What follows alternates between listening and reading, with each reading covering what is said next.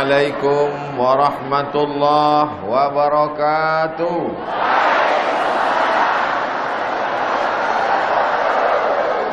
Agak kareba. Apa kabar semuanya? Siang ini, petang ini kita berjumpa di tempat yang paling baik, bersama orang yang paling baik, orang beriman. Di dalam majlis yang paling baik, majlis ilmu, memperingati orang yang paling baik, Sayyidina wa Maulana Muhammad sallallahu alaihi wasallam. Tidak ada kata yang paling baik yang kita ucapkan selain ucapan Alhamdulillahi Rabbil Alamin. Majlis kita ini menjadi majlis bangkai, menjadi majlis busuk dan sia-sia kalau kita tidak bersolawat kepadanya. Maka kita ucapkan Allahumma salli ala Sayyidina Muhammad wa ala ali Sayyidina Muhammad. Saya diberitahu bahwa daerah yang akan saya datangi ini adalah daerah yang mengerikan. Texas, Pak Ustadz. Tidak ada orang yang berani lewat di Jeneponto lewat dari jam 8, jam 9 malam.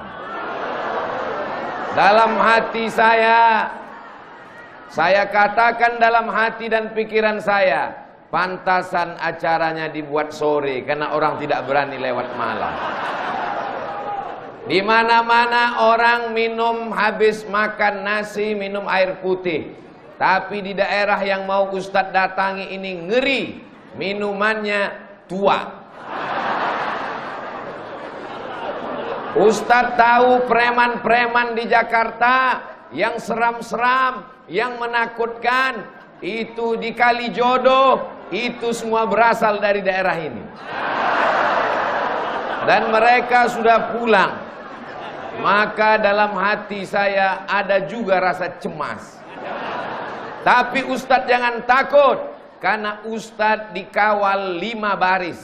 Barisan pertama TNI, barisan kedua Polri, barisan ketiga Banser, barisan keempat Kokam, barisan kelima BKPMMI.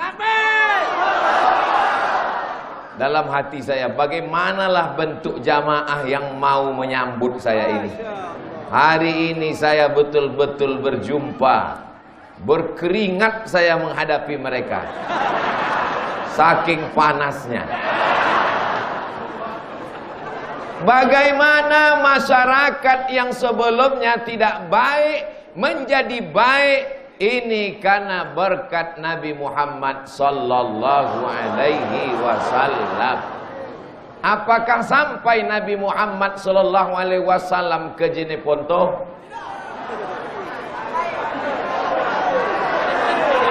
Nabi Muhammad sallallahu alaihi wasallam di kota Al-Madinah Al-Munawwarah. Tapi para alim dan ulama dikirimnya sampai ke Jeneponto, merubah dari yang tidak baik menjadi baik. Menjadi orang yang sebelumnya cinta kepada perbuatan mungkar, perbuatan keji, hari ini mereka cinta masjid dan ulama. Ini bukan basa-basi, ini bukan kata-kata yang diperindah di tepi bibir, di ujung lidah, tapi nyata bukti hari ini. Siapa yang tidak percaya, datanglah ke Jeneponto. Inilah orang-orang yang insya Allah mendapat syafaat Nabi Muhammad sallallahu alaihi wasallam. Mereka cinta kepada orang yang mengajarkan Al-Quran, sayang kepada yang membawa risalah, sayang kepada yang membawa maulid Nabi, sayang kepada orang yang mengajak kepada amar ma'ruf nahi mungkar. Mungkinkah Abdul Somad bisa datang ke Jeneponto kalau tidak ada izin dari Bupati, Wakil Bupati, Sekda, Dandim, Kapolres, Majelis Ulama? Pokoknya banyaklah.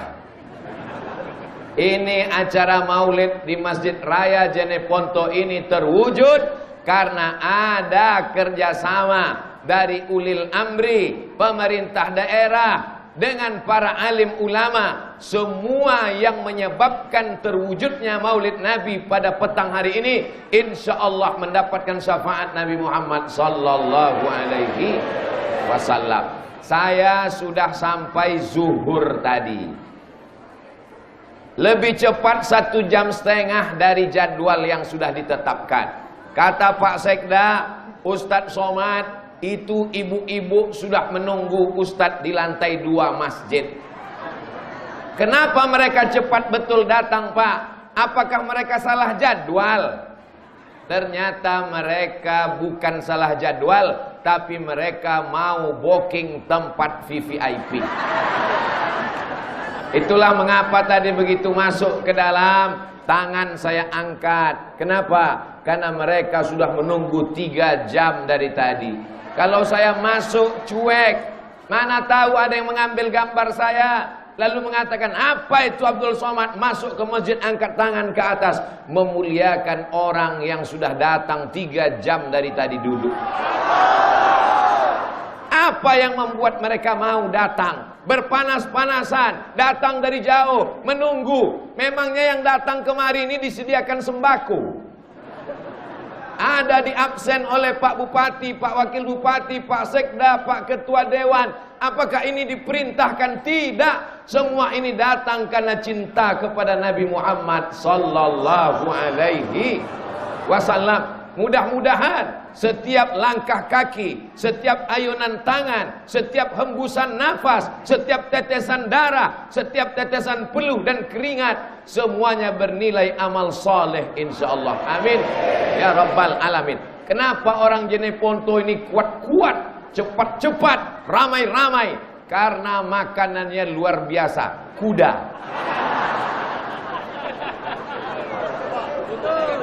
Ustadz Somad bicara tentang kuda. Rupanya Ustadz sudah makan kuda. Sudah disiapkan Pak Bupati tadi.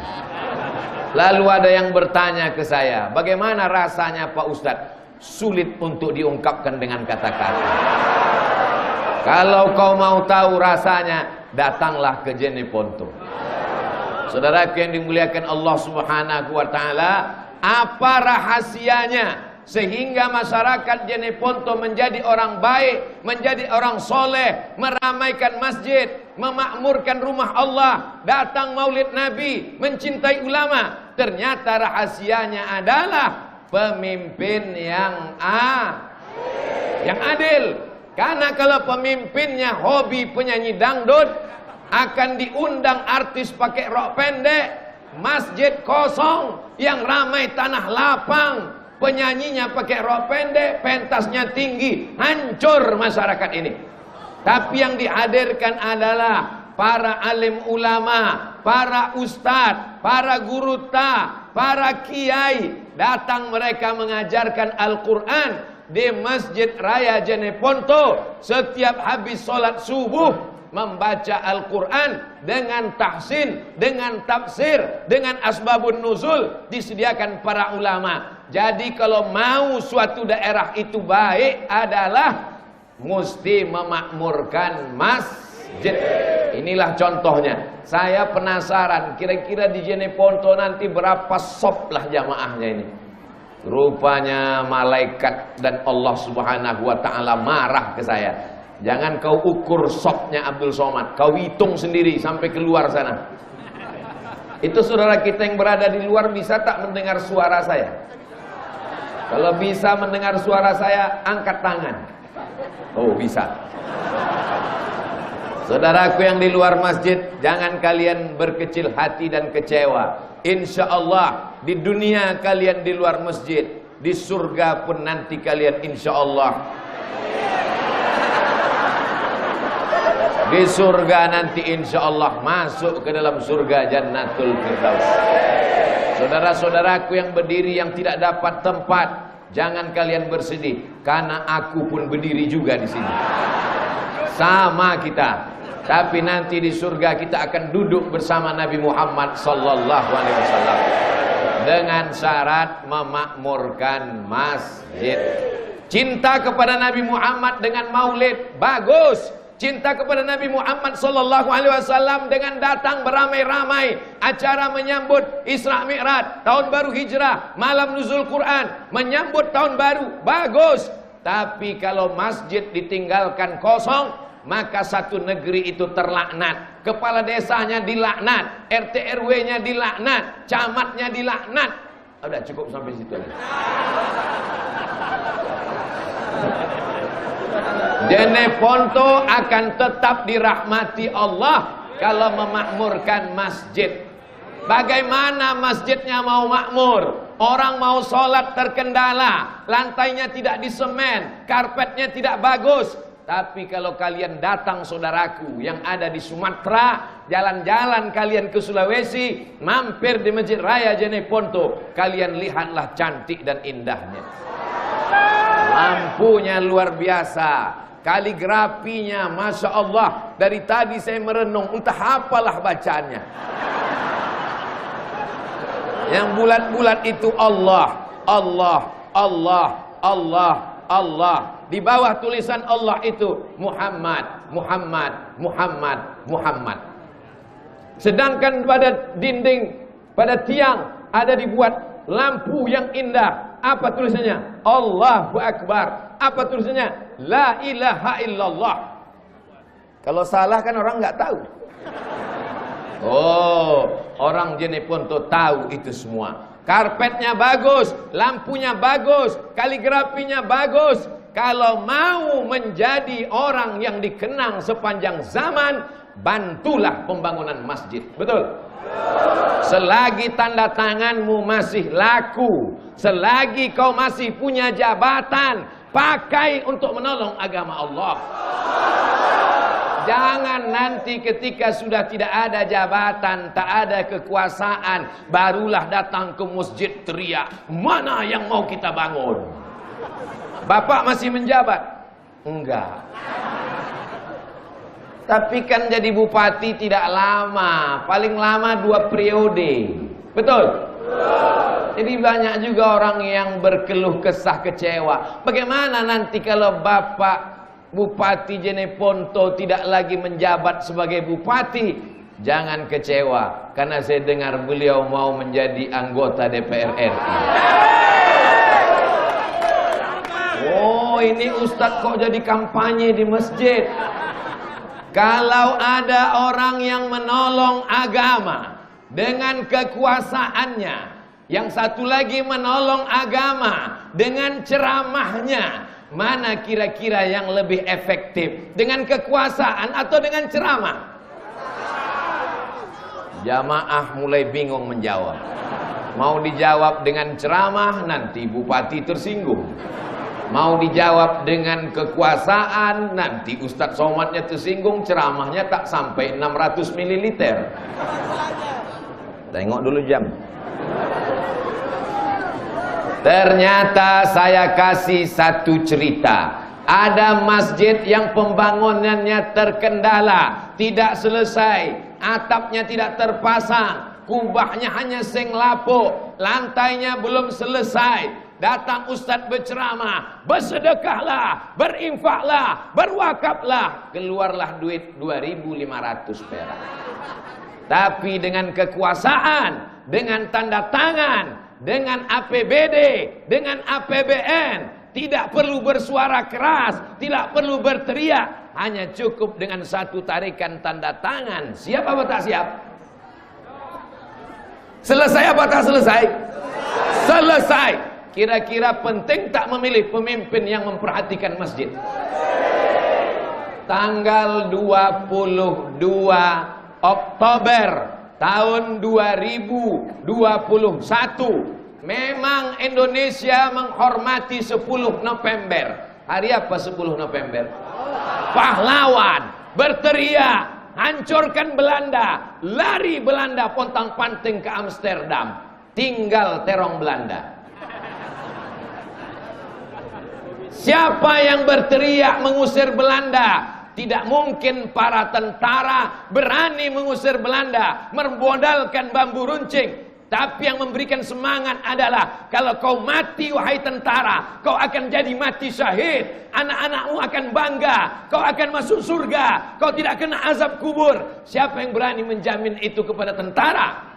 Para ulama mengeluarkan resolusi jihad. Hadratus Syekh Hasyim Asy'ari bersama para ulama mengeluarkan resolusi jihad tanggal 22 Oktober. Maka diperingatilah hari itu dengan hari santri.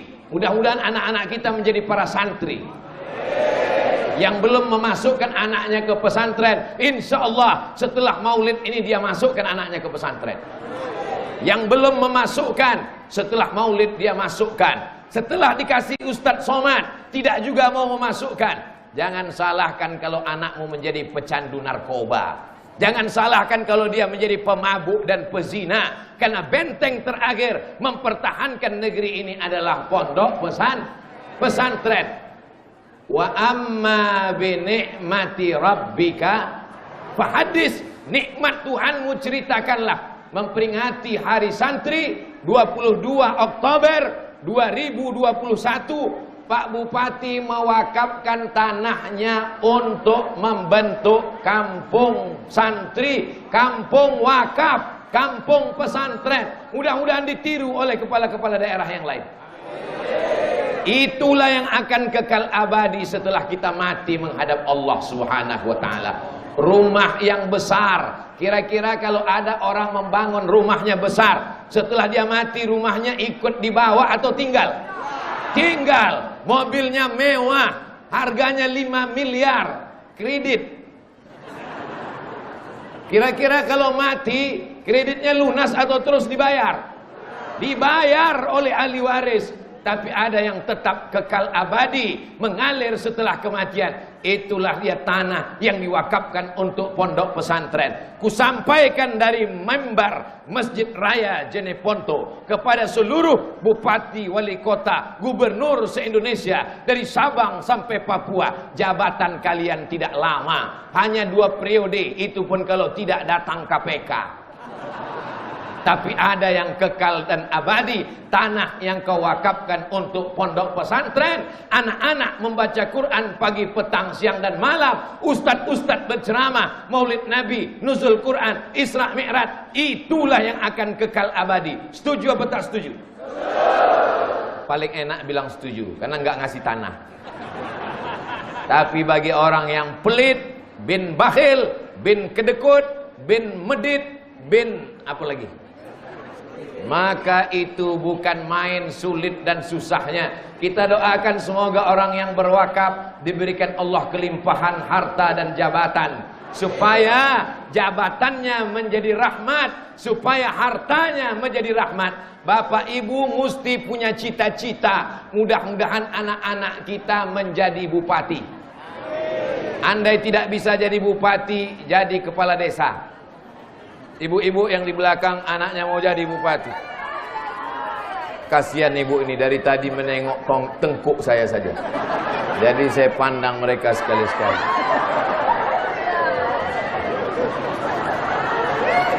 Poin pertama yang ingin saya sampaikan, kalau cinta kepada Nabi Muhammad sallallahu alaihi wasallam, tolonglah agama Allah dengan jabatan, kekuasaan dan harta kita. Bapak Ibu mau? Insya Allah anak-anaknya juga menjadi pejabat di masa akan datang. Sallallahu ala Muhammad, sallallahu alaihi wasallam, sallallahu ala Muhammad, sallallahu alaihi wasallam. Ya Nabi salam alaika, ya Rasul salam alaika, ya Habibi salam alaika, salawatullah alaika. Allahumma Allahumma salli ala Sayyidina Muhammad. Bapak Ibu yang dimuliakan Allah Subhanahu wa taala, ibu-ibu yang punya cincin, yang punya rantai, yang punya emas, mudah-mudahan asli tidak imitasi. Setuju? Bapak-bapak yang rezekinya banyak, yang sapinya banyak, yang kudanya banyak, mudah-mudahan melimpah rezekinya. Dengan barakat Maulid Nabi Muhammad sallallahu alaihi wasallam. Bapak Ibu percaya bahwa Nabi Muhammad bisa menambah rezeki? Percaya?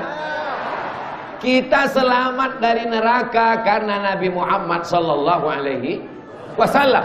Man shalla alayya salatan, siapa yang bersolawat kepadaku 1 kali, sallallahu alaihi biha asyra, Allah berikan 10 kebaikan. Kebaikan hartanya, kebaikan istrinya, kebaikan anaknya, kebaikan suaminya. Tadi Pak Bupati ada menyebut janda-janda, mudah-mudahan cepat dapat jodohnya. Bapak jangan ketawa dulu, Ibu melihat dari atas.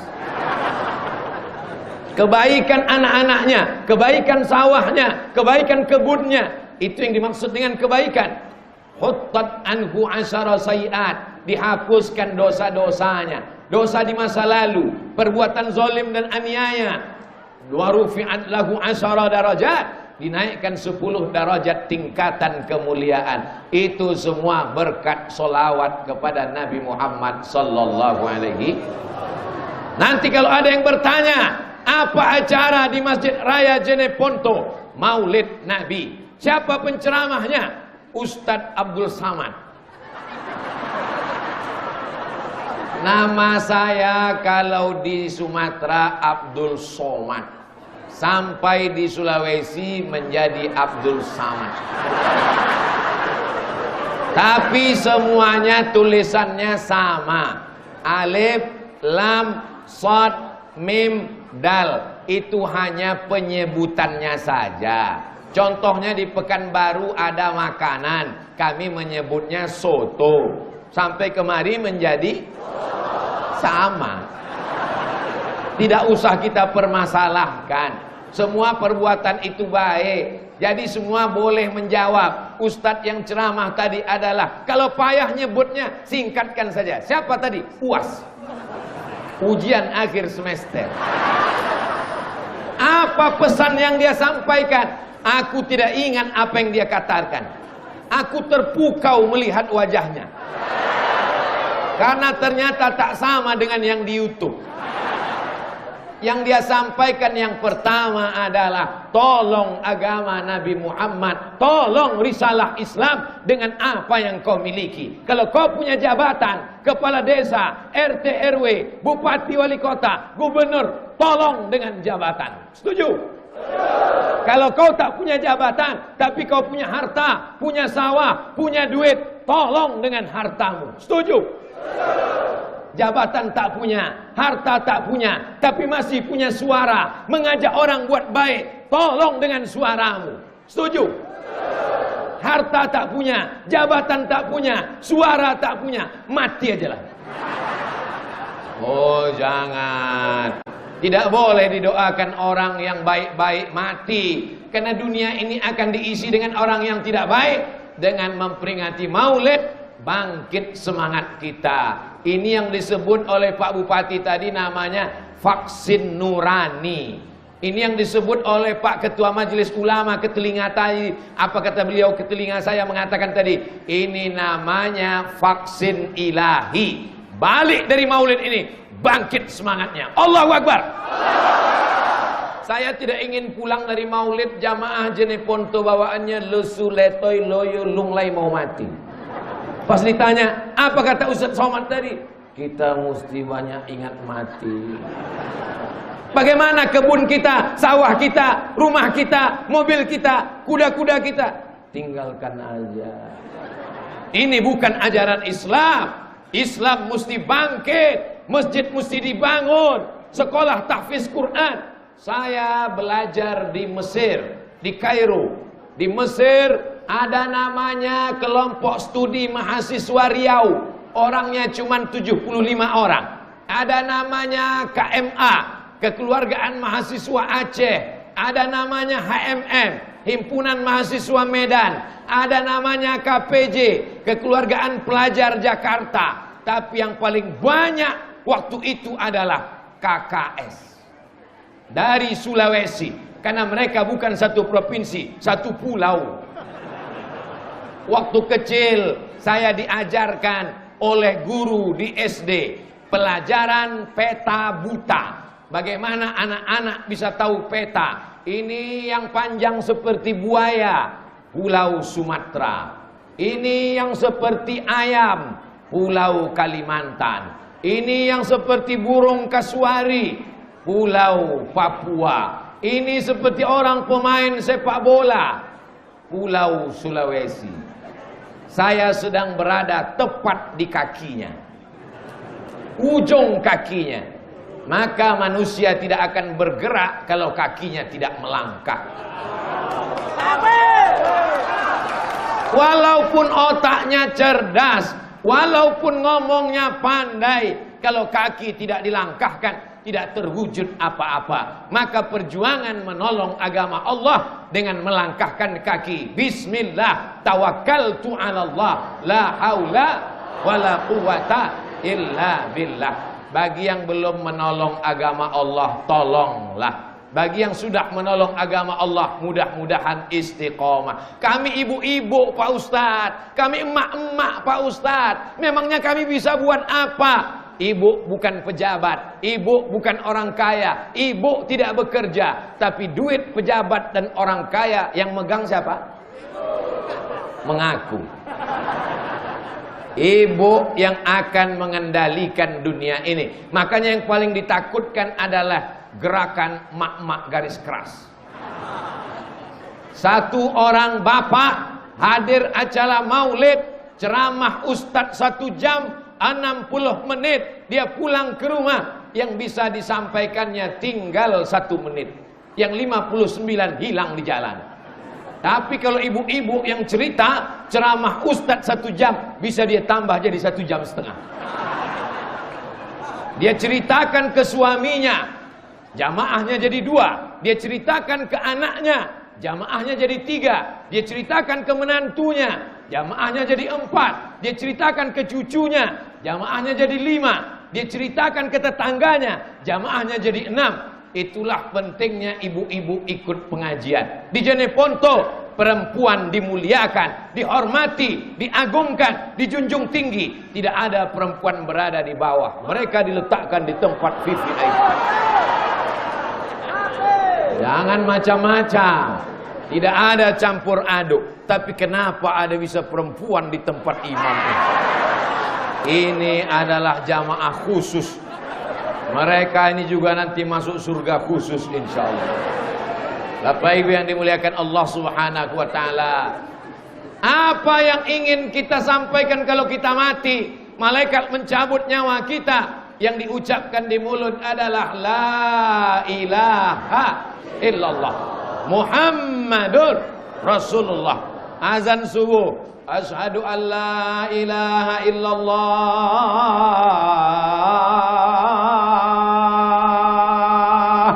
Zuhur, asyhadu an la ilaha illallah.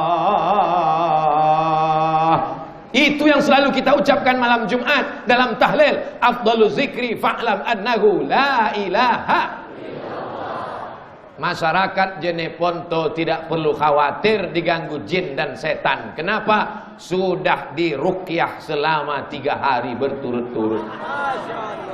Bagi yang belum, daftar dengan Pak Sekda, biar diruqyah Pak Sekda. Tadi ketika saya sampai dikatakan, Ustadz Somad, ini jamaah sedang diruqyah, ruqyah masal untuk mengusir segala gangguan setan. Jadi kalau ada suami di Jeneponto yang tidak ke masjid, tidak bersolawat, tidak baca Quran, ibu-ibu mesti paham, itu tidak lagi gangguan setan, karena setan sudah keluar. Tidak lagi bisa setan disalahkan. Kata setan, alhamdulillah selama ini aku yang menjadi korban. Selama ini yang difitnah adalah setan. Suami tidak mau sholat, setan. Suami selingkuh, setan. Suami dilarikan pelakor, setan. Kata setan, padahal aku sudah lama pensiun dini, kata setan. Kejahatan manusia akan terus merajalela karena memperturutkan hawa nafsu. Hawa nafsu ini hanya bisa dikekang kalau kita ikut jalan Nabi Muhammad sallallahu alaihi wasallam. Nabi mengatakan, ingat-ingat mati. Karena kalau kita terus merasa akan hidup, kita lupa bahwa semuanya akan dituntut di hadapan Allah Subhanahu wa taala. La tus'alunna yauma idzin anin.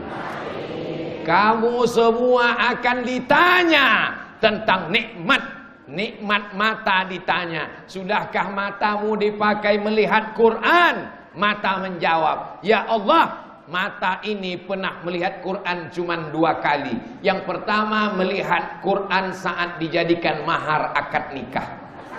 Mana Qurannya? Mana Qurannya? Mana Quran untuk akad nikah? Yang kedua, mata melihat Quran ketika sakaratul maut, tidak mati-mati sudah seminggu, dibukakan Yasin langsung mati.